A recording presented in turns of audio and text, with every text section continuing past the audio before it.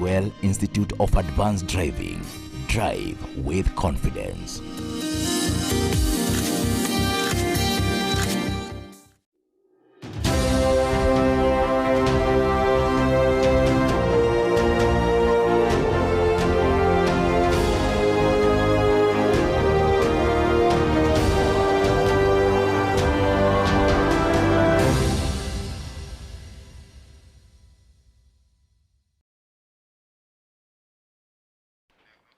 Saa saba imegonga ndipo mpenzi mtazamaji, asante kwa kuungana nasi katika taarifa za Mwale Saa Saba. Naitwa KIATHI na Mwemathu ni mtangazaji kwa lugha ya ishara. Ilikuwa ni nderemo, vifijo na hoi hoi wakati bingwa wa mbio za mita 3000 za kuruka viunzi kwa wanariadha wa chini ya umri wa miaka 20 Amos Serem alipofika mjini Eldoret. Serem alishinda dhahabu katika mbio hizo kwa kutumia muda wa dakika 8 sekunde 30.72. Kwa itikadi za jamii ya Kalenjin, Serem alinyweshwa maziwa ya Uganda maarufu kama mursik na kuvishwa mkufu wa nyasi maalum kama njia mojawapo ya kudhihirisha ubingwa.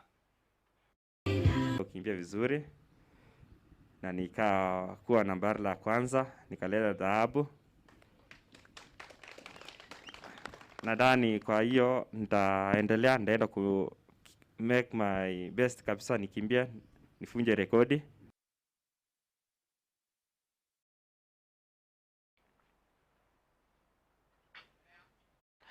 Taifa la Kenya linatarajia upungufu wa kilo milioni 360 za samaki katika kipindi cha miaka 4 ijayo. Haya yamesemwa na waziri msaidizi katika Wizara ya Kilimo, Mifugo na Uvuvi nchini, Lawrence Omuhaka, akisema kuwa hali hii imetokana na ukosefu wa uzalishaji wa samaki na ongezeko la ulaji samaki kati ya Wakenya. Omuhaka amesema hali hii imeifanya serikali kuongeza juhudi za kuwapiga jeki wakulima wa samaki ili kuongeza uzalishaji wa bidhaa hiyo.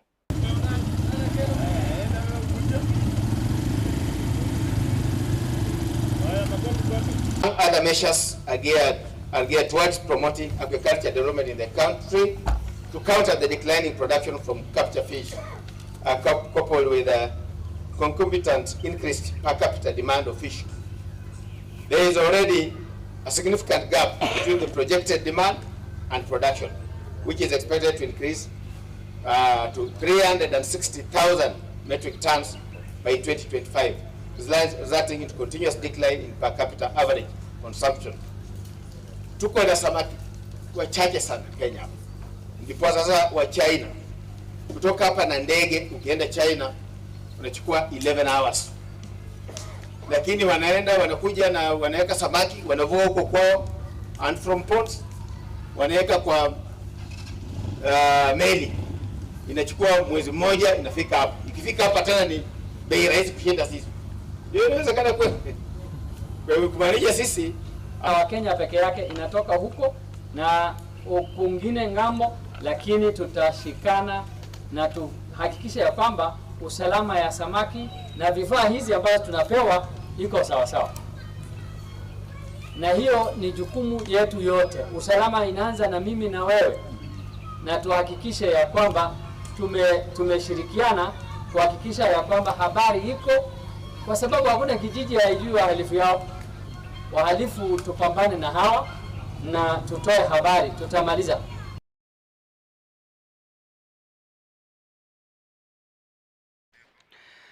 Zaidi ya wakazi 100,000 kutoka kaunti ya Siaya wamenufaika na matibabu ya macho bila malipo. Shughuli hii ikidhaminiwa na serikali ya kaunti kwa ushirikiano wa washirika wake wa karibu. Kulingana na mkurugenzi wa habari katika Wizara ya Afya katika kaunti ya Siaya ni kuwa watu 10,000 kati walionufaika watafanyiwa upasuaji ili kurekebisha hitilafu walizonazo na kuwafanya kuona tena.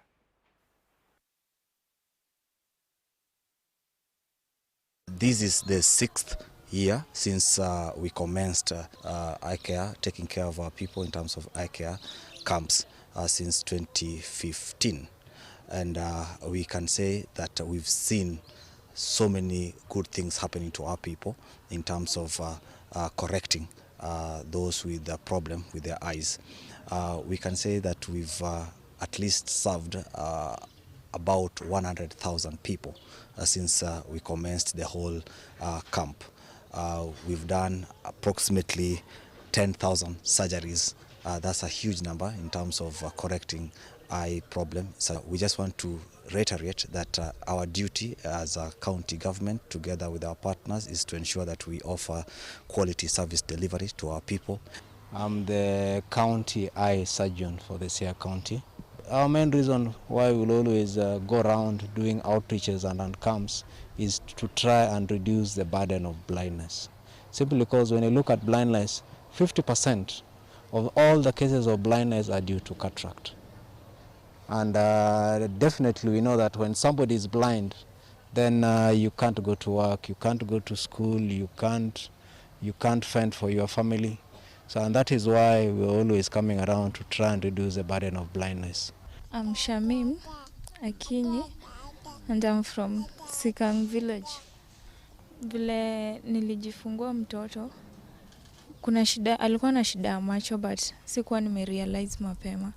So kufika around 3 months, nikaangalia, I went to Siaya hospital, then nikaambiwa ako na shida ya cataracts. I was being referred to Sabatia. Bila nilienda Sabatia, kufika huko hivyo madaktari wakamwangalia, wakasema ako na shida ya cataracts and he needs to be operated inafaa ende theater. Then they told me they'll charge me one eye, it was 16,500, which I couldn't manage to raise that money.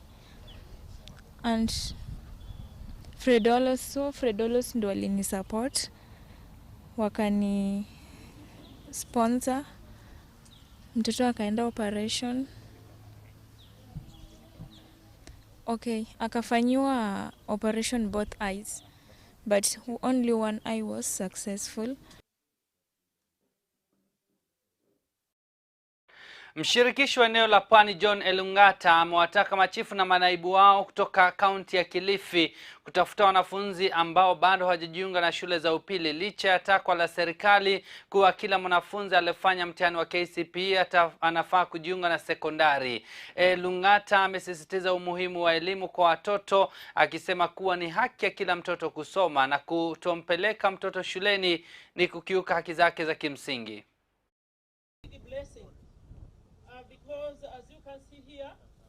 Kwa hivyo ninyi ambao mko hapa, hata wazazi ambao wanafikiria watoto wao hawatasoma, watasoma. Na nasikia katika hii shule kuna watoto 34 girls ambao hawajareport.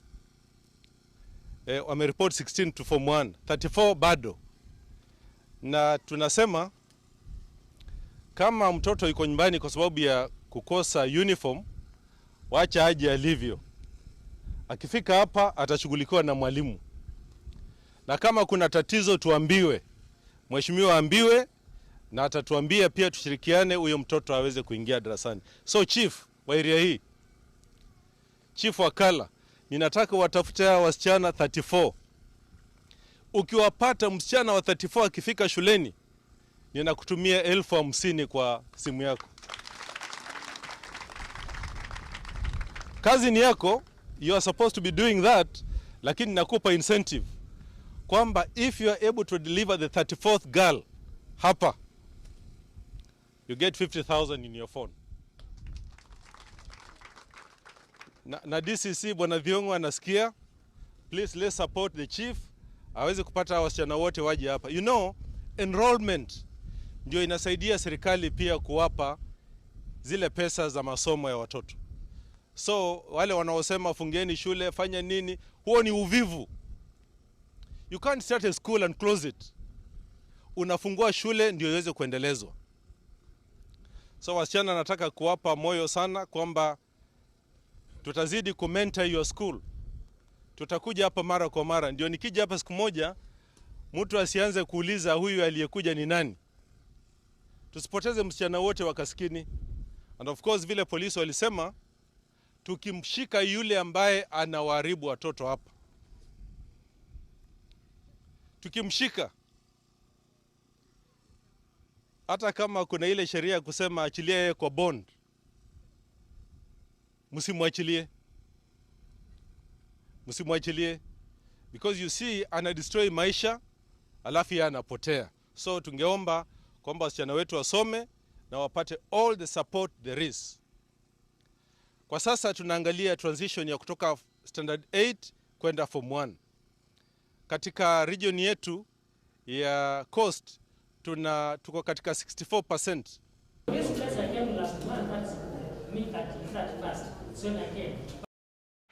Wanawake kutoka kaunti ya Kwale wamelalamikia tamaduni zilizopitwa na wakati za kutowahusisha katika maamuzi muhimu. Afisa mkuu wa mradi wa She Lead Network Esther Ndinya amesema wanawake kutoka umri wa miaka 14 hadi 30 wanahitaji msaada wa kuinuliwa kwa hadhi zao na kuwapa sauti kujinasua kutoka kwa woga wa tamaduni hizi. Kwa wale wasichana ambao tunafanya nao kazi, tumekuwa na focused group discussion. Tunapata kwamba katika uamuzi maoni yao hayazingatiwi. Kila wakati wanapofanya uamuzi, yani yanaekwa kando tu. Ni yule lazima kijana wa kiume ndio akisema kitu basi kizingatiwe. Tunapata kwamba hilo ndio la zaidi hapa. Yani hawasikizwi. Hivyo utazungumza lakini hayatiliwi maanani. Hasa wao pia wanataka kwamba hata kama watakuwa wamekosea katika maoni yao, basi umsikize na ufahamu kwamba kwa nini yosema hivi, na pia umpe advice, umrekebishe pale atakapokosa, lakini uzingatie yale maoni yake. Kwa sasa tunaotekeleza mradi unaoitwa She Leads, unaangazia kuwahamasisha na kuelimisha wasichana kuanzia miaka 14 hadi 30 waweze kufahamu haki zao kisha wahusishwe katika uamuzi.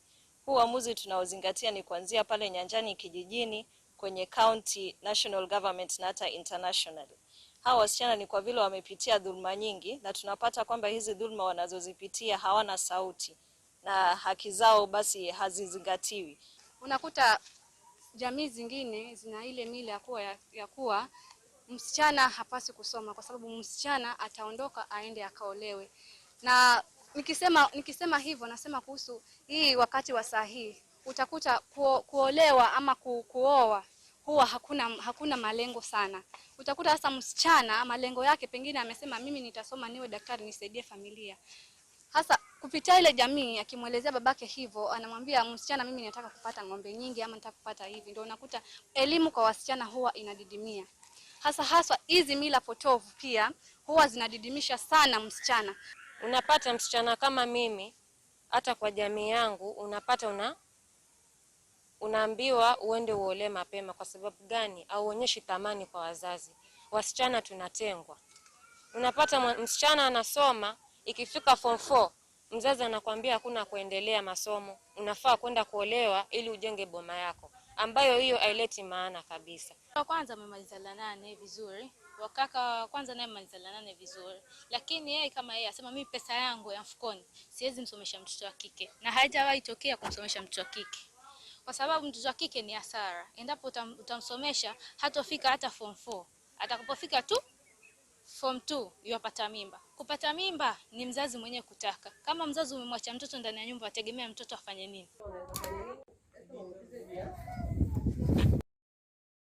Haya, twende mapumzikoni mpenzi mtazamaji, tunarejea.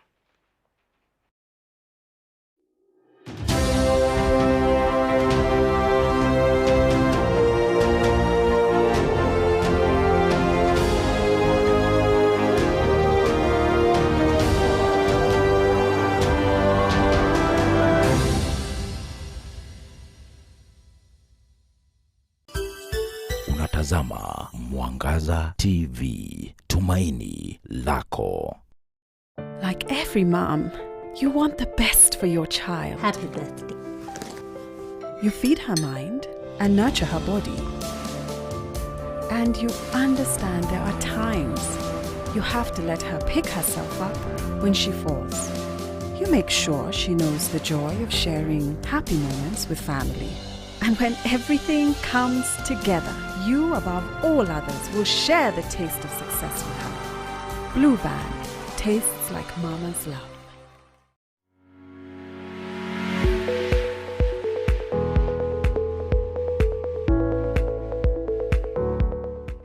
Jewel Professional College is a Christian-based college located at Roysambu at Jewel Complex 6th floor along Thika Superhighway. We offer different courses.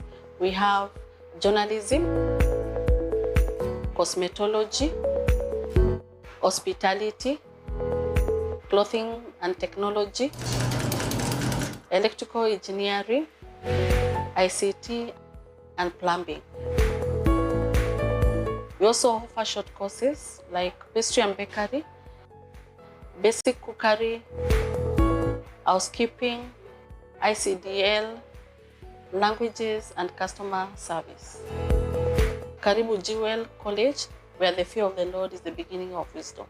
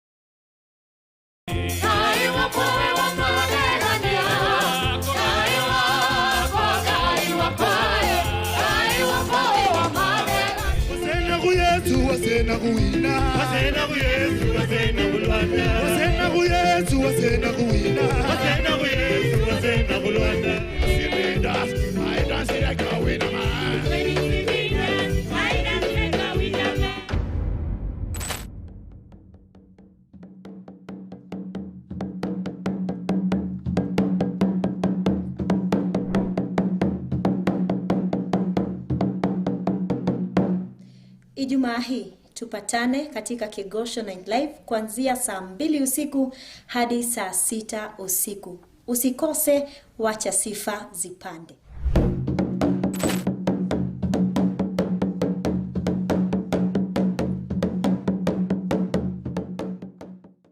Kwa zaidi ya miaka 15 kampuni ya Kemuma Engineering Systems imedhihirisha ustadi katika ulingo wa kuuza na kuweka vifaa vya ulinzi kama vile CCTV cameras, razor wire fence, electric and automatic gates, access control systems, computerized hotel and offices lock system, automatic and fire alarm systems pamoja na electrical accessories. Pia tunafanya consultation katika masuala yote ya ulinzi. Tunapofanya installation tunakupa warranty na guarantee. Maduka yetu yako jijini Nairobi na viungani mwake. Tutembelee au upige simu kupitia 0712828896 au 0721250846.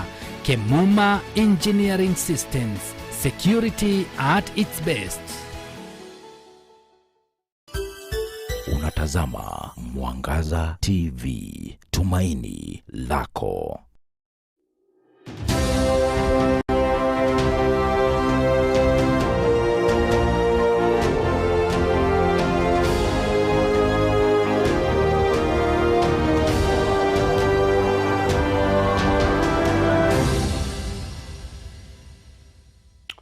Asante kwa kuendelea kuwa nasi mpenzi mtazamaji, karibu. Na licha ya kuwa na sifa ambazo hazipendezi na pia kurudisha Naomi ama kuridhisha, Naomi ni mwanamke ambaye aliamua kutofuata sifa zake na kujitwika katika kutenda kazi ambayo imedunishwa na wengi, kwani kazi ambayo inaonekana kana kwamba ni ya kiume na mwanamke hafai kuitenda. Lakini Naomi Muthoni amejitosa katika kazi hii ambayo anasema imemfaa sana, kwani humpatia kipato chake cha kila siku. Na kama anavyotuarifu mwanahabari wetu Esther Wanjiku ambaye alitangamana na Naomi Muthoni katika eneo la Kasarani, ni kwamba janga la COVID-19 lilimfumbua macho na kuingilia kazi ya utengenezaji wa magari maarufu kama mechanic.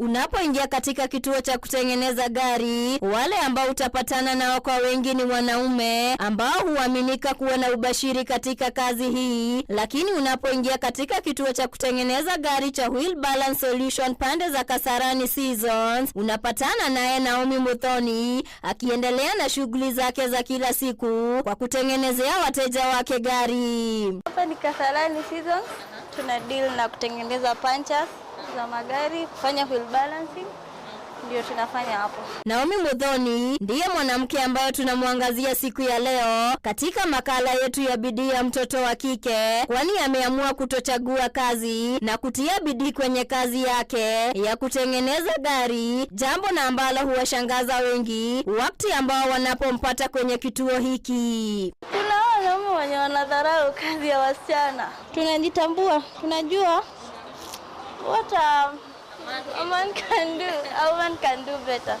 So tunajiaminia kwa hii kazi. Na katika juhudi zake za kutafuta kazi, anatueleza kuikubali kazi hii na pia kutafuta kazi yoyote sio rahisi, haswa wakati huu wa janga la COVID-19 ambapo watu wengi waliweza kupoteza kazi zao. Licha ya kutengeneza gari, Naomi anaeleza kuwa kutengeneza gurudumu aina mbalimbali na pia kuziba mashimo kwenye gurudumu. After corona imeingia, sasa unaona tulibaki bila kazi. Sasa ilibidi uanze kutafuta kazi mahali popote, kazi inapatikana. Tunajua Nairobi lazima ukule, ulale, ufanye kila kitu. So ndio maana ikanibidi nifanye hii kazi. Bado tuna deal na miguu kubwa kubwa, miguu za tractor, marori nini. So miguu kama hizo kubwa saa zingine inakuanga charred. So lazima utumie nguvu mingi. Sometimes pia unahitaji mwenzako. So kati ya changamoto ambazo hupatana nazo wakati ambao amo kazini mwake ni kudunishwa na wateja wake, haswa nyakati za mwanzo, kwani hawakudhania kuwa anaweza kuifanya kazi hii ya kutengeneza gari. Anakaa naona ni kama wewe huwezi. Anaona sometimes anapata maybe uko smart, ndio hata umejipaka makeup ama nini, lakini anaangalia tu hivi anaona maybe sasa huyu mrembo atanifanyia kwa mguu ama, lakini we prove them wrong. After amekuja anapata tunaweza mtengenezea mguu. Unaona? Sasa after ameenda naye hata unajua inaendanga hata mwaka mzima. So baadaye ndo anakujaga kurealize kumbe hafai kudharau msichana. Na kama tunavyofahamu kuwa ili kuhitimu katika nyadhifa mbalimbali inastahili mtu kuenda katika vyuo ambavyo vinapeana mafunzo au katika vyuo vya kiufundi, ila kwake Naomi anaeleza kuwa hamu na kutaka kujua mengi kuhusiana na gari ndio ambayo ilimfanya kujua kazi hii, ila hakupitia katika mafunzo yoyote. Sijasomea hii kazi. In fact nimefanya a different course. Nimefanya economics and finance, lakini si unaelewa venye economics haiko. So corona ikakuja, kazi ndio hiyo kusimamishwa, mambo mingi, so you have to look for another job. Anawapa matumaini wasichana wengi ambao wanasema hakuna kazi na kuwahimiza kuwa kufanya kazi yoyote bora na kazi ambayo inaheshimika badala ya kukaa bure na kungoja kupewa. Hapa hakuna ubaguzi wa kazi, ati sijui kazi ni ya mwanamke ama mwanamke. Nikipata hii 1000 tuseme yenye ninapata hapa, nikipeleka hadi kijiandika, nikipeleka pale kwa bank, hakuna mtu anauliza hii pesa imetoka wapi ama hii imetoka kwa bank ama imetoka wapi. Hakuna. Bala iko pesa yenyewe iko na value. Kama umetoa yako kule, mimi nimetoa yangu pale. Tunaona bora tusaidiane. Bidii na kuvumilia kwake Naomi ndio imemwezesha kuifanya kazi na ambayo inajulikana wanaume pekee ndio ambao wanaweza kuifanya. Nikiripotia taarifa za Mwangaza TV, makala ya bidii ya mtoto wa kike, langu jina ni Esther Wanjiku.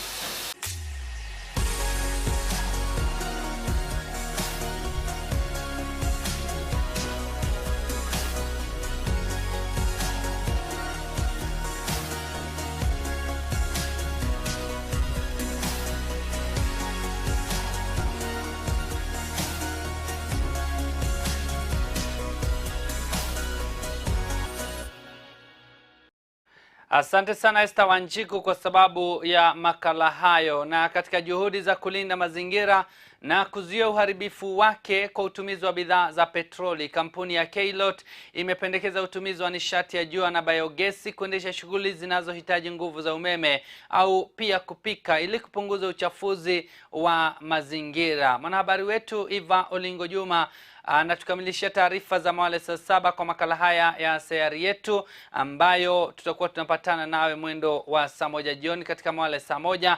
Uwe na utazamaji mwema.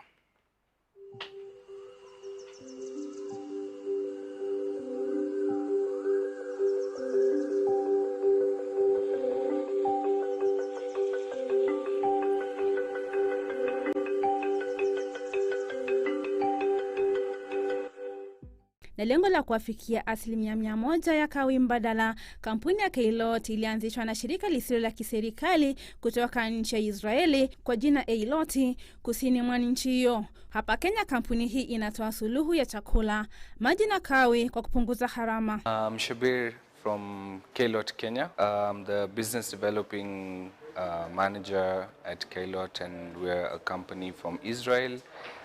Now based in Kenya and serving the whole of Africa from Kenya, trying to go green and help, make people's lives better by going green. Baadhi ya bidhaa za kampuni hii ni pamoja na biogesi ya nyumbani inayozalisha kawi safi na kumwezesha mtu kutibu taka au kinyesi na uweza tumika kupika saa 6 mfululizo.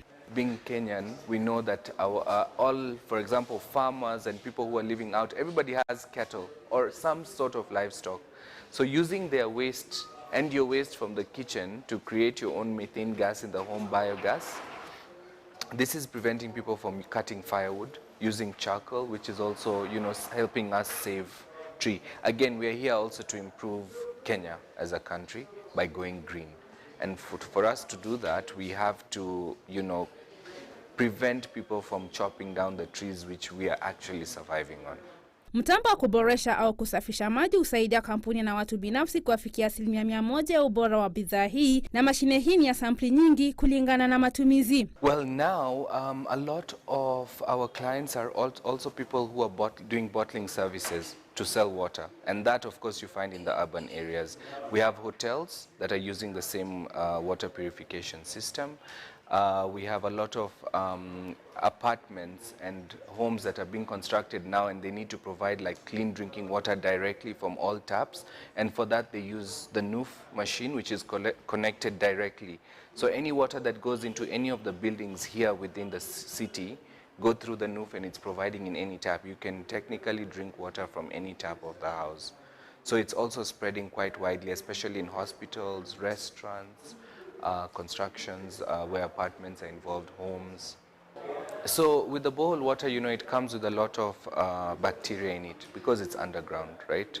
So once it's removed from the borehole using a pump, it will go through the NUF, and this gives you now 100% bacteria-free water, completely 100%. And these are machines that are even approved by the World Health Organization.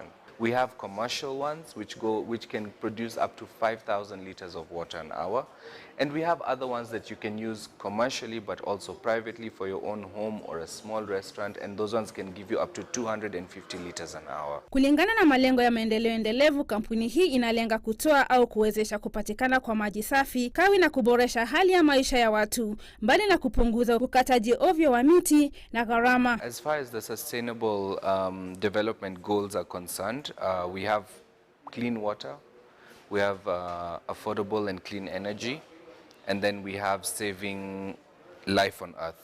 When we bring in home biogas, we are preventing people from cutting trees. We are going against deforestation. Kulingana na Shabir, nishati ya jua au sola hupunguza gharama kwa 40%. So solar energy, I would say like it's helping a lot of people also when it comes to cost cutting, and especially if you look at right now, we're in tough times worldwide, not just Kenya but worldwide.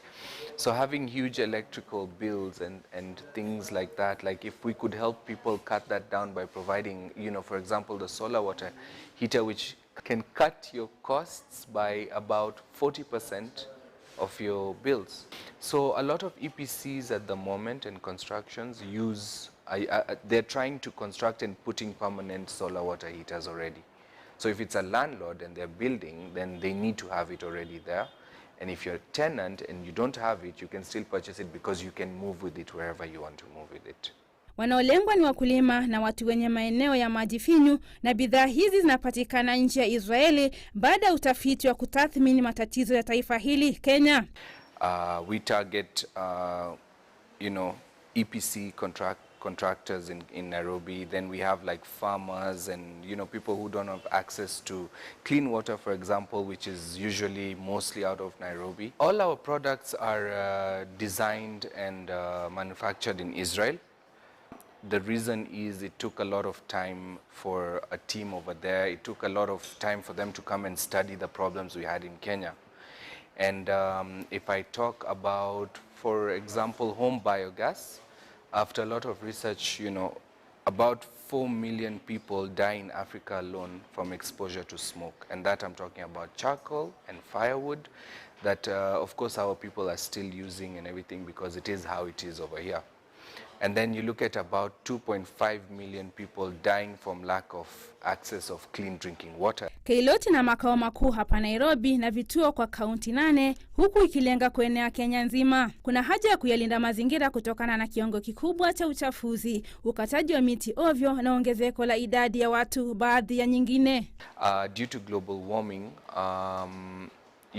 we have what we call the ozone layer, which is damaged due to pollution, a lot from smoke and things like that. We have, for example, the icebergs, which are now melting at a very worrying rate, which is not good, of course. And if we could go green, we could save and we could increase even, for example, oxygen levels. We could prevent all these things from happening that are happening right now due to pollution again.